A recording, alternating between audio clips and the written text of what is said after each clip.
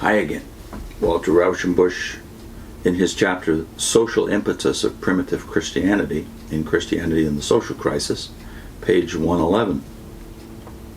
The apocalyptic hope expressed a tremendous sense of political destiny. All the world was to be made over, and the Christians placed in the center of things. The reins of power were to be torn from the hands of the mighty and given to the followers of Jesus. The history of the world converged upon them.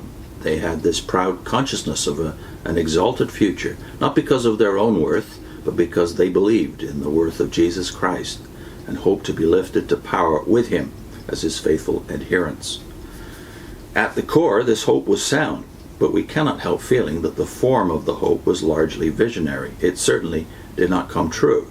As we pointed out in an earlier chapter, that is pages 34 to 36 in this book, the apocalyptic hope was a debased form of the prophetic hope, developed at a time when the Jewish people were without political power or experience. The whole scheme of the future in the apocalyptic literature is artificial, unreal, unhistorical, and mechanical. Now, of course, many conservatives will debate all of these conclusions with Rauschenbusch. I would too. He goes on, Jesus turned away from it and emphasized the law of organic development. That we will definitely agree with. But his followers did not generally rise to that higher view. Yet we do find in early Christianity a different type of thought, which had the same high sense of a historical mission, but which combined it with a saner and more philosophical outlook on the world. It was evolutionary, while apocalypticism was catastrophic. For those who believed in Christ, his coming marked the fundamental epoch in human history. All that had gone before was but preparation. In Paul's philosophy, it was a basal thought that Christ was the second Adam, the source and starting point of a new and spiritual humanity, the originator of a new type of man. The Christian Gnostics, who were the Christian evolutionary philosophers of that age, went even farther and made the revelation of Christ the central cosmic event. And it was not simply a new kind of individual that was being produced within the sphere of Christ's influence, but a new people, a novel social unity.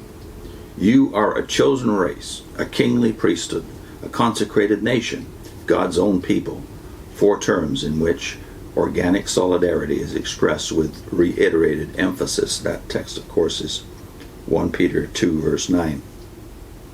In their churches, Christians had a visible demonstration of the fact that the old social unities were being broken up to build a new unity. The old dividing lines of Jew and Gentile, of civilized Greek and raw barbarian, of slave and free man, of man and woman, were fading out. The only line that was left to their vision was the line that separated Christians from the rest of the world, and all who were in Christ were one new being. This new race had a great past and a greater future. Reaching backward, it claimed all the venerable history of Israel for its own. The patriarchs and prophets, the types, the promises, the whole scriptures were not Jewish but Christian. The Christians were the real Israel.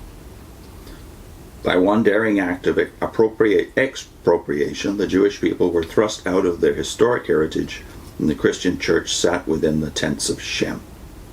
Christianity was the original religion, restored and completed. It was as old as mankind.